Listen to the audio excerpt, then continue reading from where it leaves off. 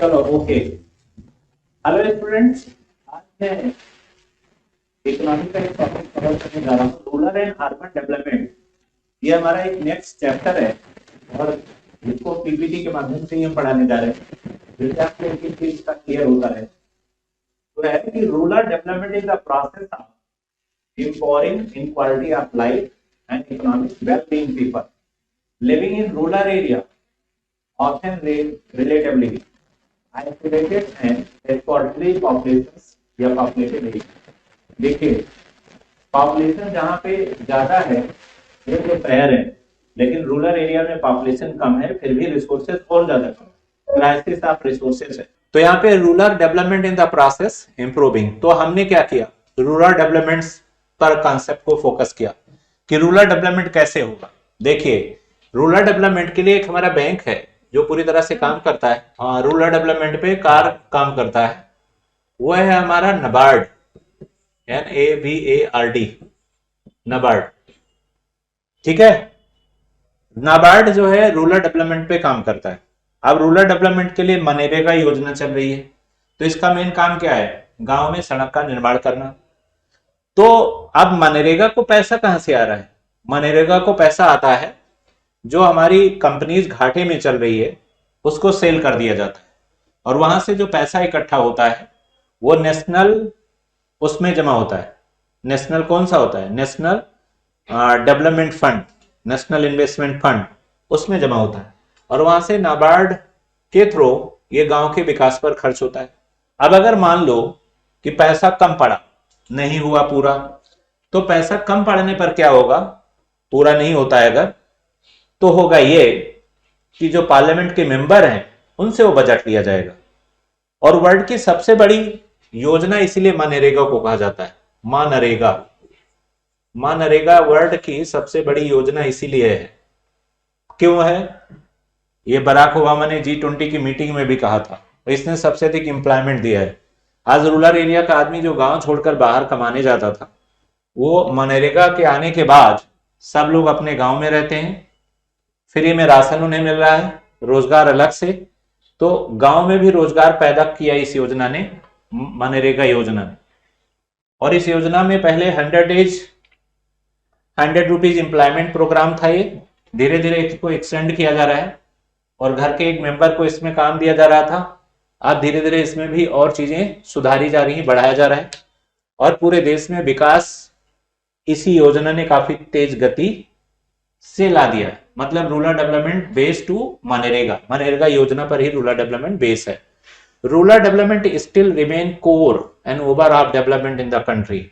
और जब किसी का शहर विकास कर जाता है तो उसे विकसित नहीं बोलते, जब गांव विकास कर जाते हैं, विकसित देशों की तुलना करते हो तो उनके गांव देखते हो, गांव में सड़कें हैं, गांव में PHC है, प्राइमरी हेल्थ सेंटर है, गांव में स्कूल कॉलेज हैं, तो आप कहते हो ये विकसित देश है। पहले हम क्या करते थे, जो भी हमारा बजट है सारा सारा शहरों पे हम खर्च करते थे। बिहार इसका एग्जाम्पल है। बिहार सरकार ने क्या किया, मान लो कि 10 करोड़ रुपए शहर में खर्च करने थे, पता ही नहीं चला 10 करोड़ कहां गया शहर में, इतनी बड़ी सिटी में। उसने क्या किया, उठा के वो 10 करोड़ सबसे अति पिछड़े पे खर्च किया, जहां सड़क नहीं थी, ब्रिज नहीं थे। अब 10 करोड़ शहर के बजाय गांव में खर्च कर दिया जाएगा 10 करोड़, तो डेवलपमेंट दिखेगा, लेकिन शहर में 10 करोड़ का आता पता नहीं चलेगा। तो 10 करोड़ का आता पता शहर में चलता नहीं और गांव में दिखने लगता है थोड़ा सा डेवलपमेंट की, यहाँ पर कुछ नहीं था तो यहाँ पर ये हो गया, यहाँ पर ये हो गया, ठीक है, ये डेवलपमेंट्स हो गया। तो इस तरीके से वो डेवलपमेंट दिखने लगा, बाकी डेवलपमेंट दिखता नहीं है। समझ में आया, और डेवलपमेंट क्या नहीं हुआ, दिखता नहीं है। तो इस तरीके से हम कह सकते हैं कि मनरेगा योजना ने गांव के विकास की गति को तेज कर दिया है। मनरेगा योजना ऐसा है कि जो गांव के विकास को इस लेवल पर ले आया है। मनरेगा की वजह से आज हम तेजी से क्या कर रहे हैं, विकास कर रहे हैं। अब इसके बाद आता है the objective of compose the government rural development are as follows. अब रूरल डेवलपमेंट की गवर्नमेंट क्या फॉलो करती है, to improve productivity and wage and rural people. अब पहले जहां बेज रेट बहुत सालों तक बढ़ती नहीं थी रूरल पीपल्स की, वो बेज रेट क्या है, अब बढ़ रही है, उनकी प्रोडक्टिविटी इससे बढ़ेगी। मार्जिनल प्रोडक्टिविटी एक लेबर की तब बढ़ जाती है कि जितना वो खर्च करता है उससे ज्यादा क्या करता है, गेन करता है। जितना ज्यादा खर्च करेगा उससे ज्यादा गेन करेगा, तो उसकी मार्जिनल प्रोडक्टिविटी क्या हो जाएगी, बढ़ जाएगी। दूसरा आता है to improve the productivity and wage in rural people. फिर आता है डोमलिस्ट unemployment bring the notable decline in unemployment. जो हमारा वो है एरिया, डिक्लाइन कहां पे हो रहा है? डिक्लाइन का मतलब है अनएम्प्लॉयमेंट धीरे धीरे रूरल एरिया में भी खत्म हो रहा है। पहले अनएम्प्लॉयमेंट सबसे अधिक कहां होता था? रूरल। तो लोग कहां चलते थे? गांव से शहर की ओर। अब कुछ दिन बाद ऐसा आएगा, शहरों में रोजगार नहीं होगा, गांव में होगा, क्योंकि डेवलपमेंट के काम सारे कहां होंगे? गांव में होंगे। तो चलो शहर की ओर नहीं, चलो गांव की ओर। अब ये लिखा मिलेगा हर जगह। काम कहां मिलेगा? गांव में। विकसित देशों में गांव में आसानी में काम मिलता है, लेकिन उनके मेन शहरों में कम। तो अब धीरे धीरे भारत जैसे विकसित होता जाएगा, शहर के लोगों को कहां जाना पड़ेगा? बैंक में कोई वैकेंसी दिल्ली में क्यों नहीं निकलती? दिल्ली में सब एरिया में ऑलरेडी बैंक डेवलप हो चुके। अब नई बैंक ब्रांच कहां खुलेगी? रूरल और इंटीरियर एरिया में। तो नौकरी कहां निकलेगी? रूरल एरिया में। अब दिल्ली का कोई बंदा कहे कि नहीं हम नोएडा नौकरी करने नहीं जाएंगे, तो नौकरी है ही नहीं दिल्ली में, ना जाओ नोएडा। नोएडा क्यों डेवलप हुआ? क्योंकि दिल्ली ऑलरेडी डेवलप है। तो जो शहर डेवलप होते चले जाएंगे, वहां से एम्प्लॉयमेंट किधर अब मूव कर जाएगा? गांव की तरफ, जहां डेवलपमेंट नहीं हुआ है। मनी का फ्लो पहले जहां गांव से शहर की तरफ था, वहां मनी का फ्लो किधर जाएगा? शहर से गांव की तरफ। तो तेजी से डेवलपमेंट किसका होगा? गांव का होगा।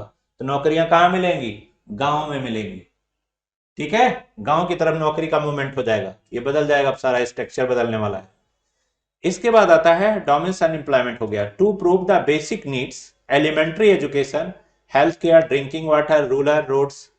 अभी तक हमारे शहरों में सारे बेसिक नीड्स होते थे पूरे, लेकिन अब धीरे धीरे ये जो डिजायर है ये कहां पे पूरा होने लगेगा? गांव में पूरा होगा। अब बेसिक नीड्स सारे हमारे कहां पूरे होंगे? गांव में। गांव में हम डेवलपमेंट इतना करेंगे, तो इस तरीके से हम आगे बढ़ते रहेंगे। अब तो इसके बाद देखो फिर क्या है, ministry of rural development. Ministry of rural development क्या कर रही है उसको भी पढ़ लेते हैं। इन 1974 department of rural development was established under agriculture and food ministry. The ministry of rural development is a branch of government of interested in talks accelerating socio-economic development of rural India. ये socio economic development rural India को लेकर के ministry of rural development work करती है। इसके बाद आता है कि इसमें 74 के बाद इसने क्या किया? Ministry of rural development. पहले मिनिस्ट्री ऑफ रूरल डेवलपमेंट बना ही नहीं था ही नहीं मिनिस्ट्री ऑफ रूरल डेवलपमेंट। लेकिन अब मिनिस्ट्री ऑफ रूरल डेवलपमेंट हो गया, पहले ये था ही नहीं, और ना ही इसका कोई रोल था मिनिस्ट्री ऑफ रूरल डेवलपमेंट का। लेकिन अब मिनिस्ट्री ऑफ रूरल डेवलपमेंट बना और अपना वर्क कर रहा है, और अब ये जिम्मेदारी दी जाती है। रूरल डेवलपमेंट की पहले हेड ऑफिस कहां थी? पटना में। और पटना बिहार का ही विकास नहीं हुआ, जहां उसकी हेड ऑफिस है उसी राज्य का विकास नहीं हुआ। तो रूरल डेवलपमेंट्स को अब मेन फोकस किया जा रहा है। अब आता है issue in rural development. Rural development के इशू क्या क्या हैं और क्या आते हैं? The development of rural area can be done only by solving basic problem can be classified as follows. Rural development के बहुत ढेर सारे इशू हैं, और इशू की वजह से रूरल क्रेडिट पर इसको हम क्या करते हैं? फोकस करते हैं। तो रूरल क्रेडिट पर ही सारी चीजें चलती हैं। जैसे एग्जांपल देखो, आगे आता है rural credit. Growth of rural economy depend to primary on infusions of capital from time to time to realize higher productivity in agriculture and non-agriculture sector. पहले गांव में केवल एग्रीकल्चर सेक्टर होता था, लेकिन धीरे धीरे अब सब अर्बन में गांव डेवलप होते जा रहे हैं, तो वहां पे नॉन एग्रीकल्चर सेक्टर भी डेवलप होने लगा। जैसे शुगर मिल पूरी तरह एग्रीकल्चर नहीं है, ठीक है, सब अर्बन की है शुगर मिल, ठीक है। कॉटन मिल अब धीरे धीरे गांव की तरफ मूव कर रही हैं, क्योंकि कॉटन गांव में होता है, मिल भी वहां लग गई। जूट मिल, ये सब क्या किसकी निशानी अब हो गई? केवल शहर तक सीमित नहीं है, ये फैक्ट्रियां अब गांव की तरफ भी जा रही हैं। As the time gets to between the solving of realization, income, production, quite long farmer borrow to credit from various sources, meet an initial investment, seed, fertilizer, implement। आज हमारी सीड फर्टिलाइजर इन सब का क्या हो रहा है? हाँ, यूज हो रहा है, इन सभी का यूज हो रहा है, और ये सभी डेवलपमेंट्स के एरिया में ठीक तरीके से काम कर पा रहे हैं। फिर आता है टाइप ऑफ रूरल क्रेडिट क्या है? कितने टाइप्स का रूरल क्रेडिट होता है? जैसे rural credit can be classified into following categories. Short term credit, short term credit में क्या आएगा? The Indian farmer require credit meet their short term need, purchasing seed, fertiliser, paying wages to hire worker etc for a period of less than 15 month। अब धीरे धीरे ये period जो है short term का कितना हुआ? 15 महीने का। शॉर्ट टर्म पीरियड 15 महीने। फिर आता है medium term credit. This type of credit include credit requirement of farmer medium period ranging between 15 month and 5 year. Minimum कितना? 15 मंथ और मैक्सिमम कितना? 5 year, maximum 5 year. It required as the purchasing cattle, pumping set, their agriculture implement। ये इसके लिए है। यहाँ पर हम शॉर्ट टर्म क्रेडिट में क्या लेंगे? सीड, फर्टिलाइजर, ये सब फार्मर ले सकता है, ठीक है। ये क्रेडिट सोसाइटी सब एरिया में है। लेकिन मिडिल टर्म में क्या लेगा? पंपिंग सेट खरीद सकता है, जानवर ले सकता है पालने के लिए। ये मिडिल टर्म क्रेडिट है किसान की बैंक में। और फिर आता है long term credit. Farmer finance period of 5 just, जैसे ट्रैक्टर्स वगैरह है, ठीक है, बड़े बड़े जो टिकाऊ आइटम है, ट्रैक्टर है, बहुत सी ढेर सारी मशीन आती है, थ्रेसर्स वगैरह, जो लॉन्ग टाइम के लिए, हाँ, तो लॉन्ग टाइम इन्वेस्टमेंट में इसको लेके आएंगे हम। फिर आता है source of rural credit. Rural credit के क्या सोर्स हैं? The source of rural credit can be classified into 2 categories, institutional and non institutional. Rural credit के 2 पार्ट हो जाते हैं। नॉन इंस्टीट्यूशनल में क्या होगा? Non-institutional source of rural credit include credit from a money lender and commission agent or relatives। ये आता है नॉन इंस्टीट्यूशनल। इसमें मनी लेंडर आ गया, साहूकार आ गया, ठीक है। इसका अपना कुछ कोई रिकॉर्ड नहीं है, फिर भी गांव के लोगों को सहयोग ये करते हैं। आरबीआई गाइडलाइंस को ये फॉलो नहीं करते, इसलिए इन्हें क्या बोलेंगे? Non institutional. इसके बाद आएगा इंस्टीट्यूशनल सोर्स में क्या आएगा? Institutional source, credit source working under the formal system from the institutional sources these are।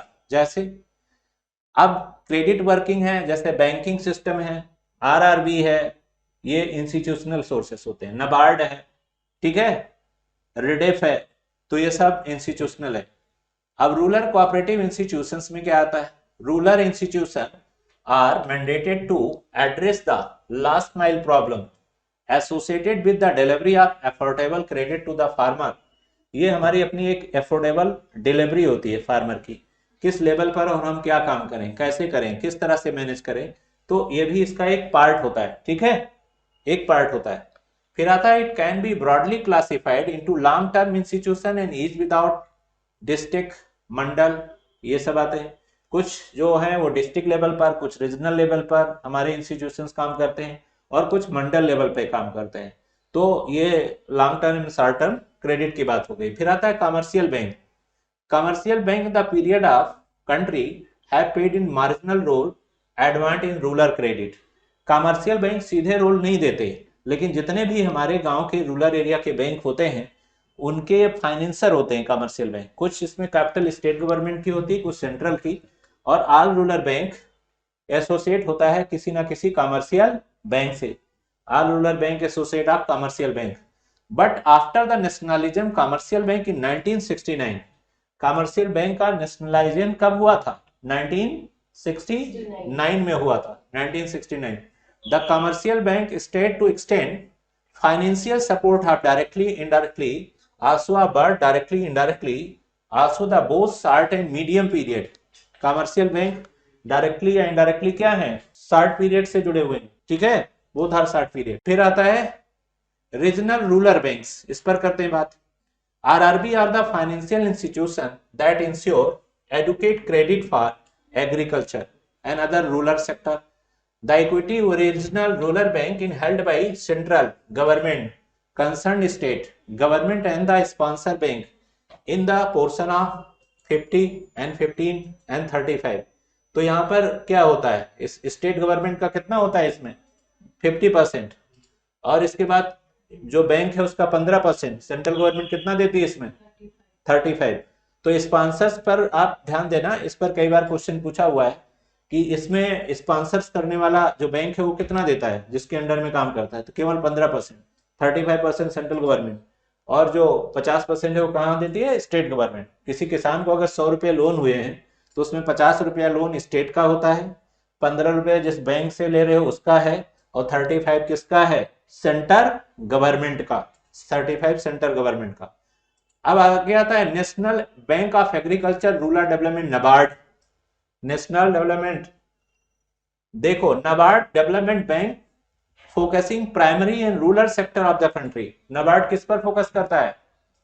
पहले नाबार्ड में आरबीआई की पार्टनरशिप ज्यादा थी, लेकिन अभी सारी जो शेयर है वो गवर्नमेंट ऑफ इंडिया ने 99% खरीद लिया। तो 99% जब गवर्नमेंट ऑफ इंडिया खरीद लेगी तो नाबार्ड किसका बैंक हो गया? गवर्नमेंट ऑफ इंडिया का बैंक हो गया। NABARD is the bank of government of India. Its headquarters is located Mumbai, the country's financial capital.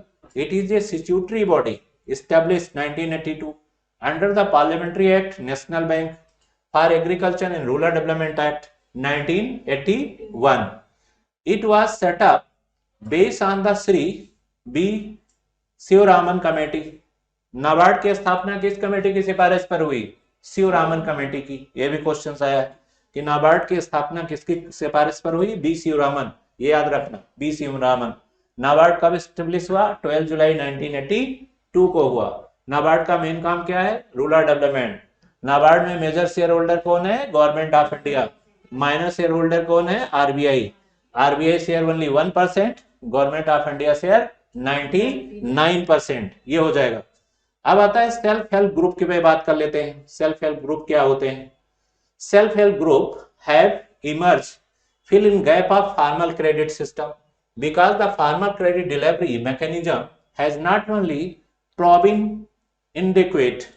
They pool money credit in given to the needy member to be repayable in the small installment, reasonable interest rate. ये भी यहाँ पर main होगा। By 2020, nearly 6 crore women in India have become member in 54 lakh SHG। ठीक है, इसका member इतने लोग हैं। फिर आता है rural marketing. Rural marketing comprise to operator involve in the movement of farm produce from producer the ultimate consumer. Issue problem related with rural marketing in India are as follows. Too many middle man. आज कोई भी rural का जो भी crops तैयार होता है किसान का, दलाल उसमें बीच में ज्यादा खा जाते हैं पैसा। एक किसान मान लो कि 100 रुपए कास्ट लगा के गेहूं को तैयार किया, या 250 रुपए उसकी कास्ट लगी। जो वहां पे मिडिल मैन है वो पहले एडवांस पैसा किसानों को दे देते हैं, और देने के बाद किसान की जो रियल मेहनत है वो मिडिल मैन उसका फायदा उठा लेते हैं, और किसान वैसे रह जाते हैं। किसान को 100 रुपए प्रॉफिट, बट मिडिल मैन को कितना मिल गया प्रॉफिट? 150 रुपए का। मिडिल मैन ने कितनी देर मेहनत की? गेहूं तौला और मार्केट तक पहुंचाया 1 घंटे, और किसान ने कितने महीने मेहनत की? 6 महीने। किसान ने कमाया कितना? गेहूं 250 कास्ट है, 250 कास्ट है, और 400 में मिडिल मैन ने लिया, या 400 की जगह कम में और लिया, 350 में लिया मिडिल मैन ने, तो 150 मिडिल मैन ने कमाया। किसान ने कितना कमाया? 100 रुपए कमाया, और 250 रुपए किसान का लगा, 6 महीने वेट किया। तो असली कमाई जो है वो किसके पास चली जाती है? मिडिल मैन के पास। इसलिए ज्यादातर किसानों की प्रोडक्ट जो तैयार होती है, किसान इसीलिए पुअर रहते हैं कि कमाई का अधिकतर हिस्सा किसके पास जाता है? मिडिल मैन के पास चला जाता है। तो मिडिल मैन की वजह से किसान गरीब रहते हैं। अब इसके बाद आता है फिर role of cooperatives to work for similar objective and profit is referred as the cooperative. Cooperative society under cooperative system are the two types: credit cooperative society and the member owned, financial and controlled by its member. Non-credit cooperative society, it is the society that work in field the sugar production, feed production and other.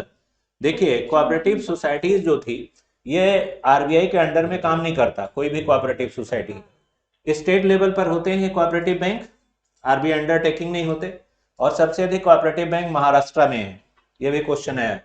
Number of banking branch in UP और number of cooperative bank branch in Maharashtra, तो सबसे अधिक महाराष्ट्र में ही है। ठीक है, cooperative bank की branch सबसे अधिक कहां पे है? महाराष्ट्र में है। अब इसके बाद आता है, क्या आता है? Non cooperative society, production of purchasing power. फिर आता है agriculture deliver into productive activities.